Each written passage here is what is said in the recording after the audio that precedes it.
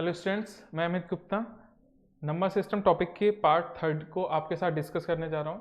ये आपके 11th entrance exams के लिए इम्पोर्टेंट रहेगा। ठीक है, तो हम इसका डिस्कस करेंगे पार्ट 3। इसके साथ इससे पहले मैंने आपके पार्ट 2 डिस्कस कर रखे हैं। पार्ट 1 में आपको मैंने बताया था नेचुरल नंबर्स या नंबर्स ये क्या होते हैं, इसके बारे में डिस्कस किया है। पार्ट 2 में मैंने आपके साथ इसके कुछ क्वेश्चंस को डिस्कस कर रखा है। अब हम डिस्कस करने जा रहे हैं पार्ट 3 को। पार्ट 3 में आगे के क्वेश्चंस को डिस्कस करते हैं। मैंने लास्ट क्लास में आपके साथ क्वेश्चन नंबर 10 तक कंप्लीट कर रखे हैं। इसके बाद करते हैं क्वेश्चन नंबर 11 से। तो क्वेश्चन नंबर 11 में आपको दे रखा है 125 टू द पावर -1/3। 125 जो बना है, ये 125 आपका बना है 5 × 5 × 5 से, और इसके ऊपर पावर दे रखा है आपको -1/3। 5 × 5 × 5 को आप लिख सकते हैं 5 टू द पावर 3 इंटू -1/3। 3 से 3 कैंसिल आउट होने के बाद आपके पास बचा 5 टू द पावर -1। इस 5 टू द पावर -1 को अगर हम लिखें, -1 लगा हुआ है तो हम इसे इन्वर्स फॉर्म में लिख सकते हैं। दैट मीन्स ये हो जाएगा 1/5। तो आपका वैल्यू हो जाएगा ऑप्शन नंबर बी। ठीक है, तो 11 नंबर क्वेश्चन का आंसर हो गया आपका बी। इसके बाद डिस्कस करते हैं क्वेश्चन नंबर 12। क्वेश्चन नंबर 12 में आपको दे रखा है 2 to the power 2/3 into 2 to the power 1/5। यहाँ पर मैंने आपको बताया था पार्ट 2 में कि अगर आपके बेस सेम है, पावर्स डिफरेंट हैं, तो उनकी पावर्स मल्टीप्लिकेशन करते टाइम क्या हो जाती हैं, ऐड हो जाती हैं। तो इसी तरीके से यहाँ पर आपका बेस जो 2 और 2 दे रखा है, ये क्या है, सेम, बट पावर्स क्या हैं, डिफरेंट। तो इस केस में क्या होगा, ये मल्टीप्लाई करते समय पावर्स क्या हो जाएंगी, आपस में ऐड हो जाएंगी। तो यहाँ पर होने वाला है 2 टू द पावर 2/3 प्लस 1/5। जब आप इसे ऐड करेंगे तो आपके पास हो जाएगा 2 टू द पावर 15। इस 5 का मल्टीप्लाई 2 के साथ करोगे तो ये हो जाएगा 10। इस 3 का मल्टीप्लाई 1 के साथ करेंगे तो ये हो जाएगा 3। दैट मीन्स इन पावर्स को ऐड करते हैं तो फाइनली होने वाला है 2 टू द पावर 13/15।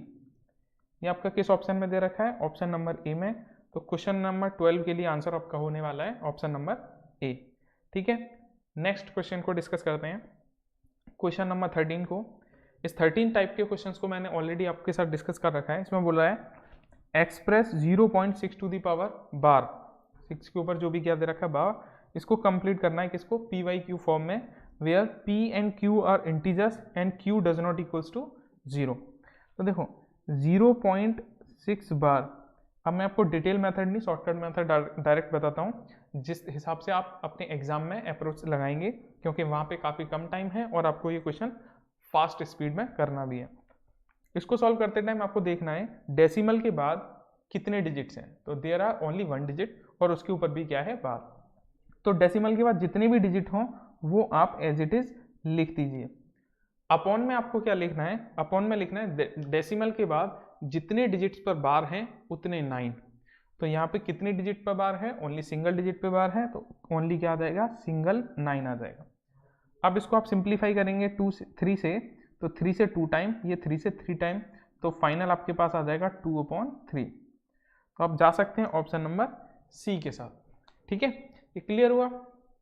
आगे बढ़ते हैं क्वेश्चन नंबर नेक्स्ट पर, क्वेश्चन नंबर 14 को डिस्कस करते हैं।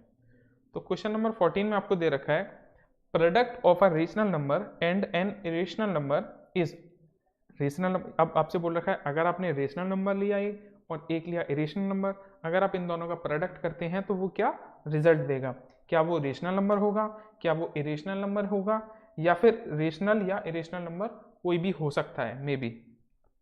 तो देखो मैंने यहाँ पे एक रेशनल नंबर एज्यूम किया, तो मैंने रेशनल नंबर एज्यूम किया अपनी तरफ से कि शायद वो 5 रहा होगा, और एक इरेशनल नंबर मैंने अपनी तरफ से एज्यूम कर लिया कि वो एज्यूम करो पाई रहा होगा। अब मैं क्या करता हूँ, इन दोनों का प्रोडक्ट करता हूँ। जब भी मैं इनका प्रोडक्ट करूँगा तो ये क्या बन जाएगा, 5 पाई। तो मैंने आपको ये भी बताया है कि अगर इरेशनल नंबर के साथ कुछ भी डिजिट लगा रहे तो वो भी क्या बनता है, वो एक आपको इरेशनल नंबर ही देगा। अब ये 5 पाई होने के बाद अभी भी ये क्या है, एक इरेशनल नंबर ही है। दैट मीन्स आप अभी भी बोलेंगे कि इन दोनों का प्रोडक्ट होने के बाद भी आपको क्या रिजल्ट देगा, एक इरेशनल नंबर ही मिलने वाला है। तो क्वेश्चन नंबर 14 का आंसर रहेगा इरेशनल नंबर। नेक्स्ट क्वेश्चन पे चलते हैं, क्वेश्चन नंबर 15। क्वेश्चन नंबर 15 में बोल रखा है स्मॉलेस्ट पॉजिटिव इंटीजर कौन सा है। तो सबसे पहले जानने वाली बात है कि पॉजिटिव इंटीजर्स क्या होते हैं। तो पॉजिटिव इंटीजर्स क्या होते हैं, पॉजिटिव इंटीजर्स वो होते हैं जिनके साथ में पॉजिटिव लगा होता है। तो मैं काउंट करूं तो पॉजिटिव इंटीजर काउंट किए जाते हैं कहाँ से, 1 2 3 4 5 6 यहाँ से। तो सबसे छोटा पॉजिटिव इंटीजर क्या हो सकता है, +1 हो सकता है। जीरो कोई भी इंटीजर, जीरो वैसे डिजिट में तो छोटा है लेकिन ये कभी भी ना तो पॉजिटिव होता है ना ये नेगेटिव होता है, ना पॉजिटिव ना नेगेटिव, इसलिए सबसे स्मॉलेस्ट पॉजिटिव इंटीजर क्या हो जाएगा आपका +1। तो यहाँ पे आप मार्क कर सकते हैं आंसर नंबर बी। ठीक है, नेक्स्ट क्वेश्चन इसमें बोल रखा है, नेक्स्ट क्वेश्चन में 0.666 इज अ, ये क्या है, टर्मिनेटिंग रेशनल नंबर है या नॉन टर्मिनेटिंग रेशनल नंबर है या फिर non terminating recurring rational number है। तो सबसे पहले मैं यहाँ पे कुछ टर्म्स को बारे में जानता हूँ, कौन से टर्म्स के बारे में पता लगाते हैं। पहले पता लगाते हैं कि ये एक्चुअल में टर्मिनेटिंग रेशनल नंबर क्या होते हैं। रेशनल का मतलब हो गया जिनको फ्रैक्शन के फॉर्मेट में लिख सकते हैं। अब ये 0 पॉइंट कुछ नंबर है, दैट मीन्स ये क्लियर है, इसको मैं रेशनल नंबर के फॉर्मेट में तो लिख सकता हूँ।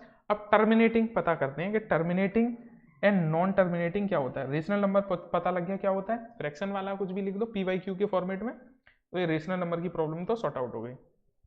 अब इसके बाद प्रॉब्लम आई वो टर्मिनेटिंग, वो आई किसकी, टर्मिनेटिंग नंबर्स की, नॉन टर्मिनेटिंग नंबर्स की and non terminating and recurring numbers की। तो इनके बारे में मैंने आपको पहले भी बता रखा है, एक बार मैं आपको दोबारा से दिखा के बता देता हूँ। देखो ये है आपका टर्मिनेटिंग नंबर्स, इसमें ये रहा टर्मिनेटिंग नंबर्स।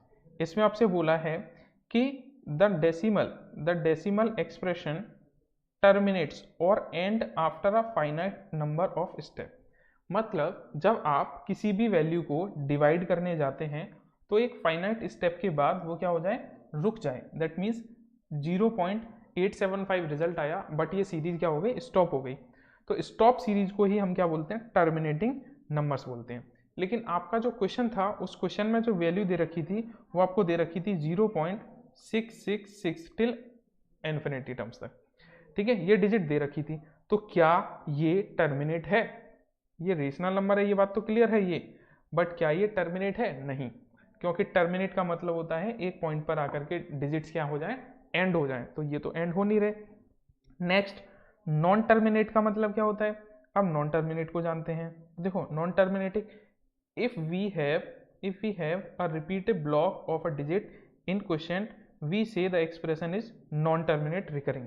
मीन्स अगर हमारे पास एक स्टॉप ब्रेक नहीं है, रिकरिंग का मतलब होता है रिपीट होते रहना, ठीक है, अगर स्टॉप ब्रेक नहीं है तो उसको बोलते हैं नॉन टर्मिनेट रिकरिंग। तो ये आपका 0.66 है, तो ये डेसिमल के बाद स्टॉप नहीं हो रहा है, रिपीट होता जा रहा है, तो इसलिए मैं इसको क्या बोलूँगा, नॉन टर्मिनेट बोलूँगा। तो अब आप खुद समझिए, देखो रिकरिंग का मतलब होता है रिपीट होते रहना, टर्मिनेट रिकरिंग का मतलब सेम डिजिट का रिपीट होना, पहली बात। टर्मिनेट का मतलब होता है डिवाइड करने के बाद डिजिट्स एक पॉइंट पर आकर के फाइनाइट डिजिट्स बन करके वो एंड हो जाए। नॉन टर्मिनेट का मतलब होता है कि डिजिट क्या है, इन्फिनिटी तक चलती जाए, ठीक है, रिपीट होती रहे, ठीक है। और रिकरिंग का मतलब ये होता है कि सेम डिजिट बार बार आती रहे टिल इन्फिनिटी।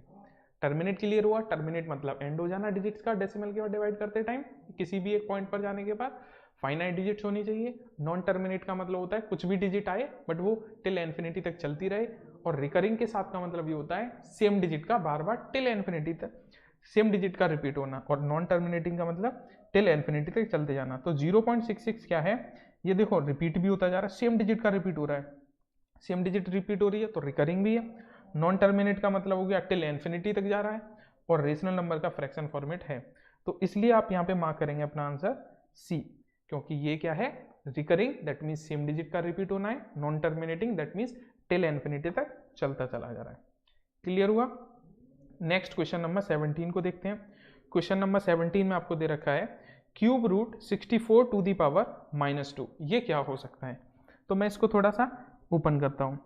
तो ये जो 64 है, ये 64 क्या हो जाता है, 8 टू दी पावर 2 भी बन जाता है। और तो इसको मैं पहले सॉल्व करता हूँ, क्यूब रूट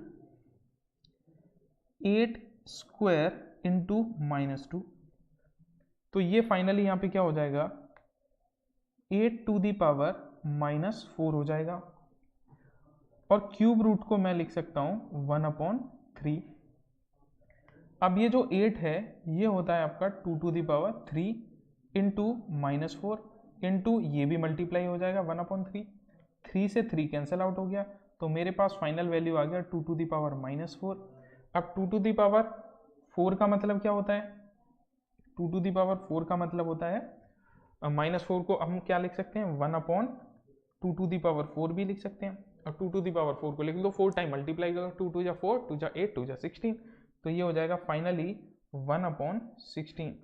तो आपका आंसर कितना हो जाएगा 1/16, ऑप्शन नंबर सी। समझ में आया? नेक्स्ट क्वेश्चन को देखते हैं। क्वेश्चन नंबर नेक्स्ट में आपसे बोल रखा है which of the following statement is true. कौन सा स्टेटमेंट इसमें क्या है? ट्रू है। फर्स्ट ऑप्शन में बोल रखा है all whole number are natural number. क्या सारे के सारे होल नंबर नेचुरल नंबर्स होते हैं? नहीं होते। क्यों? होल नंबर्स में क्या आता है? जीरो, और नेचुरल नंबर्स में जीरो नहीं होता है। पर all natural number whole number हो सकते हैं, but all whole number natural number नहीं हो सकते। तो इस वजह से फर्स्ट ऑप्शन क्या है हमारा? रॉन्ग दे रखा है। हमें बताना है ट्रू कौन सा है। अब सेकंड में बोल रखा है आपसे 4 is a smallest composite number. ठीक है, तो 4 क्या है? एक स्मॉलेस्ट कॉम्पोजिट नंबर है या नहीं, ये आपको बताना है। सबसे पहले आपको ये पता होना चाहिए कि कॉम्पोजिट नंबर्स क्या होते हैं। तो कॉम्पोजिट नंबर्स आपके होते हैं वो सारे नंबर्स जो ग्रेटर देन हो किससे? 1 से बड़े हों। एंड क्या प्रॉपर्टी होनी चाहिए? एंड वो प्राइम नंबर्स नहीं हो। वो सारे के सारे नंबर्स क्या होते हैं? कॉम्पोजिट नंबर्स होते हैं। तो सबसे स्मॉलेस्ट नंबर मेरे पास होता है 1, फिर होता है 2, फिर 3, फिर 4, फिर 5, इस तरीके से नंबर्स होते हैं। तो मैंने सबसे पहले नंबर को देखा, क्या 1 से बड़ा है? नहीं बड़ा, तो पहले तो पहली प्रॉपर्टीज ने फेल कर दिया। क्या 2 1 से बड़ा है? बिल्कुल बड़ा है। बट क्या 2 प्राइम नंबर है? बिल्कुल ये प्राइम नंबर है, इसलिए ये कॉम्पोजिट नंबर नहीं हो सकता। अब मैं आया 3 के पास। क्या 3 1 से बड़ा है? बिल्कुल भाई 1 से बड़ा है। पर क्या ये प्राइम नंबर है? तो बिल्कुल ये प्राइम नंबर है, तो ये कंपोजिट नंबर नहीं हो सकता। अब क्या 4 1 से बड़ा है? बिल्कुल बड़ा है। क्या ये प्राइम नंबर है? नहीं है। अगर ये प्राइम नंबर नहीं है और 1 से भी बड़ा है तो ये नंबर क्या होगा? आपका कंपोजिट नंबर होगा। तो इसलिए आपका ऑप्शन नंबर बी क्या है? ट्रू है। और यही आपका क्या बनता है? आंसर बनता है क्वेश्चन नंबर 18 के लिए। ठीक है, क्वेश्चन नंबर 19 को डिस्कस करते हैं। क्वेश्चन नंबर 19 में आपसे बोल रखा है what is the least number of 6 digit which is perfectly divisible by 12, 25, 45 and 60। आपको एक नंबर दे रखा है, पूछ रहा है एक 6 डिजिट का नंबर आप बता दीजिए जो क्या हो? परफेक्टली डिविजिबल हो। किससे परफेक्टली डिविजिबल हो? 12 से, 25 से, 45 से एंड 60 से। इन चारों डिजिट से परफेक्टली डिविजिबल हो। तो देखो, सबसे पहले इस टाइप के क्वेश्चंस को सॉल्व करने के लिए आपको क्या करना होता है? एक ऐसा नंबर पता करना होता है, एक ऐसा लीस्ट नंबर पता करना होता है जो 12, 25, 45 और 60 इन सब से डिवाइड हो जाए। क्यों भाई? अगर आप 60 डिजिट का डायरेक्टली नंबर पता करने लग जाओगे तो पहले आपको 12 से डिवाइड करके भी चेक करना पड़ेगा कि वो नंबर क्या है, 25 से डिवाइड करके भी चेक करना पड़ेगा, 45 से डिवाइड करके भी चेक करना पड़ेगा, एंड लास्ट 60 से डिवाइड करके भी चेक करना पड़ेगा। पर उसके बाद भी ये पॉसिबिलिटी नहीं होगी क्या ये चारों नंबर से डिवाइड हो रहा है, तो आपको काफ़ी दिक्कत हो सकती है। तो कभी भी इस टाइप के क्वेश्चन को सॉल्व करने आप जाएं तो आपको सबसे पहले इन चारों नंबर से डिवाइड होने वाले एक लीस्ट नंबर को पता करना है। वो लीस्ट नंबर पता कैसे करते हैं? उस लीस्ट नंबर को आप पता करेंगे इनके एलसीएम से। Firstly we have to take the LCM of all the 4 digits. तो इन 4 डिजिट्स, वो 4 डिजिट्स क्या हैं? 12, 25, 45 एंड लास्ट 60। अगर मैं यहाँ से इनका एलसीएम पता करूँ तो वो एलसीएम होने वाला है 900। ठीक है, अब कुछ स्टूडेंट्स बोलेंगे 900 कैसे? तो मैं इसको फाइंड करके आपको दिखा देता हूँ। तो एलसीएम फाइंड करने का वही एक मेथड, इसको मैं सबसे पहले डिवाइड करता हूँ किससे? 5 से। तो ये आ जाएगा कितना? 5, 9, 12। इसको मैं अगेन 5 से डिवाइड करता हूँ तो ये आ जाएगा आपका कितना? 12, 1, 9, 12। इसको डिवाइड करते हैं अब 3 से, ये आ जाएगा 4, 3 एंड 4। अब देखो इसको 4 से करेंगे, एक बार 3 से करेंगे, तो यहाँ से मुझे डायरेक्टली क्या मिल जाता है, 12 मिल जाता है। ठीक है, तो फाइनल एलसीएम अगर मैं फाइंड करूँ इनका, तो एलसीएम के लिए मुझे क्या करना पड़ेगा, 5 × 5 × 3 × 12, ये हो गया 25। अब देखो इसको मल्टीप्लाई करने का, एक तो आप पूरा कर सकते हैं, एक ऐसे कर लो, 12 को क्या लिखा जा सकता है, 12 को लिखा जा सकता है 4 × 3, तो ये 25 को 4 से मल्टीप्लाई करेंगे तो कितना हो जाएगा, 100, और 3 × 3 यानी कि 9 हो जाएगा। ये 9 को मल्टीप्लाई करेंगे 100 से, तो फाइनली कितना हो जाएगा, 900। यही आपका एलसीएम मैंने भी लिखा था।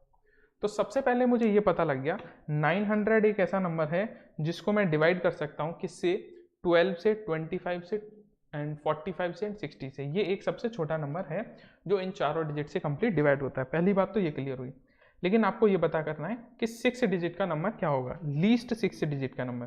तो लीस्ट 6 डिजिट नंबर जो भी होता है वो क्या होता है, सबसे स्मॉलेस्ट 6 डिजिट नंबर होता है वो होता है आपका 1 0 0 0 0 0 1 लाख। ये आपका सबसे छोटा 6 डिजिट का नंबर है। अब आपको क्या करना है, अब आपको ये नंबर पता करना है जो 900 से 6 डिजिट का नंबर डिवाइड हो गया वो इन सबसे भी हो जाएगा, क्योंकि 900 तो इन चारों से डिवाइड होता है ना। तो जो भी नंबर 900 से कंप्लीट डिवाइड हो गया दैट मीन्स वो इन चारों से भी डिवाइड हो जाएगा। तो अब मैं पता करता हूँ एक ऐसा नंबर जो 900 से कंप्लीट डिवाइड हो जाए। तो मैं इस 1 लाख को 900 से डिवाइड करता हूँ। 900 से डिवाइड करेंगे तो 1000 तक जाएगा, तो 1 टाइम गया, कितना आ जाएगा 900, 1000 में से माइनस करेंगे इसको तो कितना बचेगा, 100 बचेगा। अब मैं यहाँ से एक कैरी ले लेता हूँ, तो ये कितना हो जाएगा, फिर से 1000 हो जाएगा। फिर मैं यहाँ पे 1 टाइम ये जाएगा और ये कितना आ जाएगा 900 अपॉन रिमाइंडर कितना बचेगा, फिर से माइनस करने के बाद 100। एक और 0 कैरी ले लेंगे तो ये फिर से जाएगा कितने टाइम, 1 टाइम।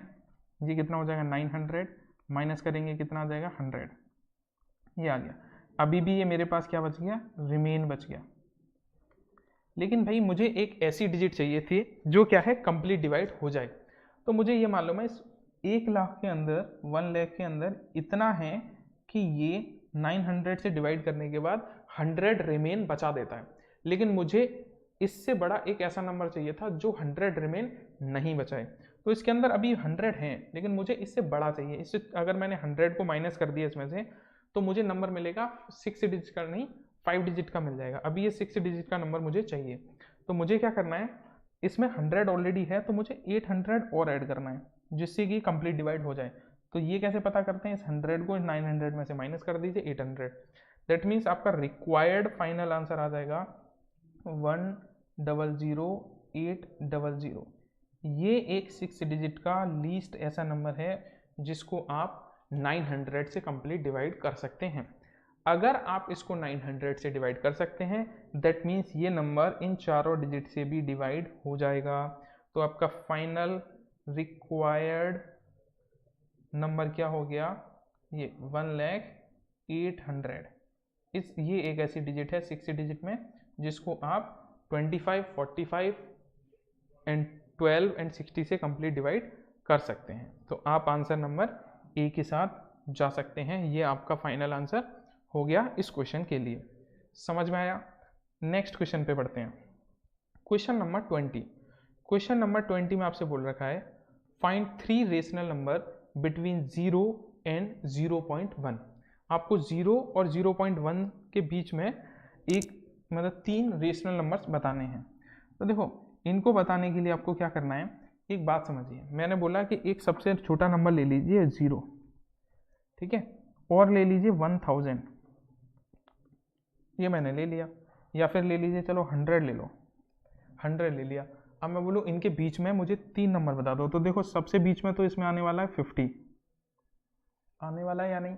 अब 0 और 50 के बीच में कौन सा आने वाला है, 25। एंड 25 और 100 के बीच में कौन सा आने वाला है, 75। ठीक है, ऐसे पता करते हैं। सबसे पहले देखो मैं दोबारा से बताता हूँ।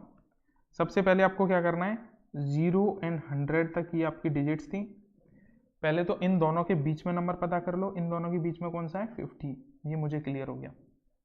अब मुझे नेक्स्ट पता करना है, तो नेक्स्ट में पता करूंगा इस 0 एंड 50 के बीच में। तो इस 0 और 50 के बीच में कौन सा नंबर हो जाएगा, 25। फिर उसके बाद भी पता करेंगे इस 50 और 100 के बीच में कौन सा होने वाला है। इस 50 और 100 के बीच में होने वाला है 75। ठीक है, तो ये 3 नंबर्स मुझे क्या मिल गए बीच में। तो ये क्या है, ये तीनों नंबर्स किस किस के मिडिल में है, ये 0 एंड 100 के बीच में है। जो फर्स्ट नंबर कितना है 25, सेकंड कितना है 50 एंड थर्ड कितना है 75। ये 3 नंबर्स हैं।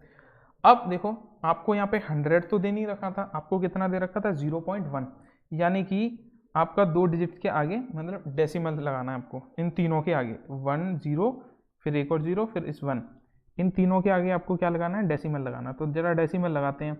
तो देखो जब आप डेसिमल लगाएंगे तो ये हो जाएगा यहाँ पे डेसिमल के साथ। तो यहाँ भी आप 3 डिजिट के आगे डेसिमल लगा लो, सब 3 डिजिट के आगे। तो ये आपका नंबर्स हो गए। तो फाइनली 0 एंड 0.1 के मिडिल में 3 नंबर्स आने वाले हैं। फर्स्ट नंबर आने वाला है 0.025 एक, उसके बाद आने वाला 0.050 जिसको लिख लो, या फिर एक आने वाला 0.075। ये हो गए। अब देखो ये भी आएगा बीच में, ये भी आएगा बीच में, ये भी आएगा बीच में। तो आप यहाँ पे आंसर मार्क करेंगे ऑल ऑफ दीज, सारे के सारे आपके क्या हो जाएंगे, बीच में आ जाएंगे। यही आपका क्या हो जाएगा आंसर। समझ में आया? ऐसे आप फाइंड कर लो यहाँ पर।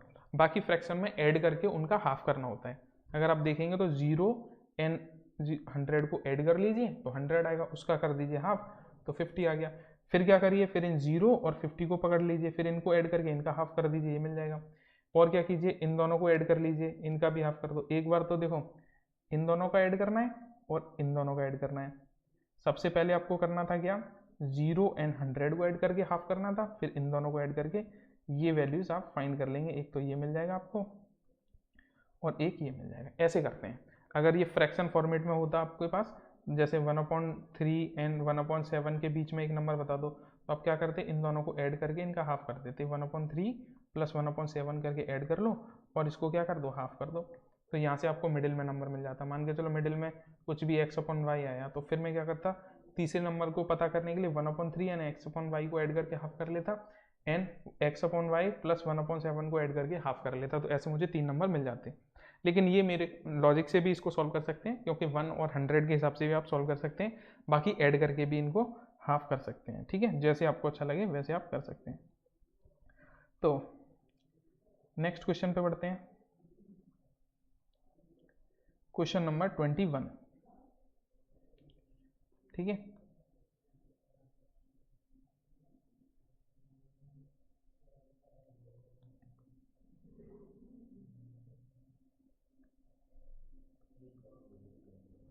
ये थोड़ा सा इरेज कर लो। इसके बाद है हमारा नेक्स्ट क्वेश्चन नंबर 21। इसमें बोल रखा है एक्सप्रेशन 0.47 7 पर बार, इसके लिए एक्सप्रेशन बता दो। तो ये देखो अभी भी 2-3 क्वेश्चन ऐसे कर लिए।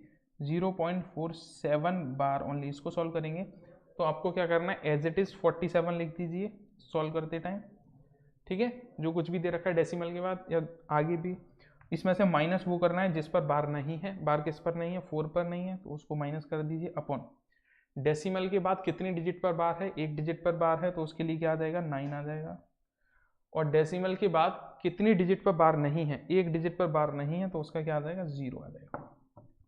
तो फाइनल इसको सॉल्व करेंगे तो ये हो जाएगा 43/90। तो आपका आंसर हो जाएगा 43/90, that means option number C. ठीक है, next question, question number 22। Question number 22 में आपसे बोल रहा है which of the following is true, कौन सा इनमें ट्रू है। Every integer is a whole number, बिल्कुल नहीं, एवरी इंटीजर होल नंबर नहीं हो सकता, क्योंकि इंटीजर में नेगेटिव वैल्यूज भी आती हैं और होल नंबर में 0 1 2 3 होता है। But all whole numbers are integers, ये क्लियर आप बोल सकते हैं। नेक्स्ट बोल रखा है every integer is a rational number, आपसे पूछ रहा है every integer is a rational number. तो सुनो, every integer is a rational number, ये ठीक है, but every rational number is not a integer. तो हमारा यही क्या हो जाएगा, ट्रू हो जाएगा। नेक्स्ट में क्या बोल रहा है, every rational number is an integer, तो ये क्या है, रॉन्ग है। ये भी क्या था, रॉन्ग है, ये राइट है। तो आप जा सकते हैं ऑप्शन नंबर बी के साथ। ये आपका क्या हो जाएगा, फाइनल आंसर हो जाएगा क्वेश्चन नंबर 22 के लिए। 21 बता दिया। क्लियर है भाई। Next question number 23। Question number 23 में आपसे बोल रहा है for positive real numbers x and y क्या हो सकता है। तो root x and root y, root में क्या है, ये जो साइड हैं ये दोनों सेम हैं, तो आप इनको ऐसे लिख सकते हैं, ये सही है। और क्या दे रखा है इसमें,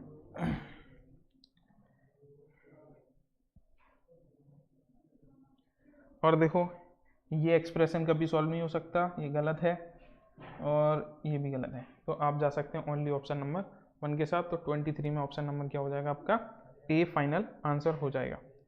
इसके बाद आ गया आपका क्वेश्चन नंबर 24। ऐसा क्वेश्चन मैंने आपको ऑलरेडी बताया है, लेकिन मैं अभी आपको फिर से एक बार बता देता हूँ। तो इस 24 में आपको देखेंगे, 24 में आपको क्या करना है, ये जो लिखा है इसको एज इट इज लिखा रहने दीजिए, जो बेस है इसको ऊपर ले जाके मल्टीप्लाई कर देते हैं। दैट मीन्स 3 प्लस रूट 8 ये क्लियर रहेगा, अपॉन इसको मैं इस साइड में ले लेता हूँ, तो इसको ये हो गया 1/3 माइनस रूट 8 ये हो गया, इक्वल्स टू में a प्लस बी रूट 8 आपको दे रखा है। तो इसको क्या करते हैं, एज इट इज ऊपर ले जाइए, that means 3 plus root 8 whole square हो जाएगा, अपॉन में क्या आ जाएगा, 3 स्क्वायर 9 होता है और रूट 8 स्क्वायर 1 होता है, तो 3 माइनस 8 मतलब 1 हो गया, equals to a plus b root 8 हो गया। इसको थोड़ा सॉल्व कर लेते हैं। ये जो वैल्यू है ये होल स्क्वायर में इसको ओपन करेंगे तो ये आ जाएगा a square means 9, b square means 8 plus 2ab मतलब 6 root 8 equals to a plus b root 8 हो गया। इसको सॉल्व करेंगे हो जाएगा 17 plus 6 root 8 equals to a plus b root 8। तो फाइनली यहाँ से कंपेयर करेंगे तो 7 इक्वल हो जाएगा किसके, a के इक्वल हो जाएगा, और क्या बचा, रूट 8 से रूट 8 हट जाएगा, ये 7 आपका इक्वल हो गया, 17 इक्वल हो गया इसके a के लिए, बाकी बचा कौन, बाकी बच गया 6, ये 6 इक्वल हो गया किसके लिए, b के लिए, यानी कि a इक्वल्स टू आ गया 17 एंड b इक्वल्स टू आ गया आपका 6। तो ये आपके आंसर्स हो गए। तो A17 that means option number D is a answer. इसके बाद नेक्स्ट क्वेश्चन आपको दे रखा है क्वेश्चन नंबर 25। इसमें बोल रखा है कि 1 माइनस रूट 3 ये किसके बीच में लाई करता है। तो देखो रूट 3 की जो वैल्यू होती है वो होती है 1.732। तो मैंने क्या किया, 1 में से माइनस कर दिया 1.732 को, तो माइनस करेंगे तो आपको पता ही है क्या आने वाला है, ये आने वाला है नेगेटिव में 0.732 ऐसा कुछ आ जाएगा। तो ये किस किस के बीच में लाई करेगा, देखो पॉजिटिव वैल्यू में तो लाई करने नहीं वाला, ये 0 एंड -1 के बीच में ही लाई करेगा। तो आपका ऑप्शन नंबर क्या हो जाएगा, ए। तो 25 में आप जा सकते हैं किसके साथ, ए के साथ में। तो आपका फाइनल आंसर कितना हो जाएगा, 25 का question number answer number A. ठीक है, तो आज की क्लास में इतना ही रखते हैं, मिलते हैं नेक्स्ट क्लास में। आज के लिए इसको थोड़ा पढ़ के आइए, थोड़ा प्रैक्टिस करिए, ताकि आप एग्जाम में अच्छे से अच्छे स्कोर कर सकें। ठीक है, और हमारे यहाँ पे इसके ऑफलाइन क्लासेस भी स्टार्ट हो चुके हैं, आप आकर के उस बैच को ज्वाइन कर सकते हैं। और ऑनलाइन अगर आप नहीं आ सकते तो आप हमारे कोर्स को ऑनलाइन परचेज कर सकते हैं। आपको दिए गए नंबर्स पे आप इसमें कांटेक्ट कर सकते हैं जो आपको गिवन रहेंगे। ठीक है, आपकी कोई भी क्वेरीज हो कुछ भी हो उनको डिस्कस कर लीजिए, ये आपके कॉन्टैक्ट नंबर्स हैं, इस पर जाकर के आप कॉल कर सकते हैं और बात कर सकते हैं। ठीक है, तो आज के लिए इतना ही, मिलते हैं नेक्स्ट क्लास में। Thank you.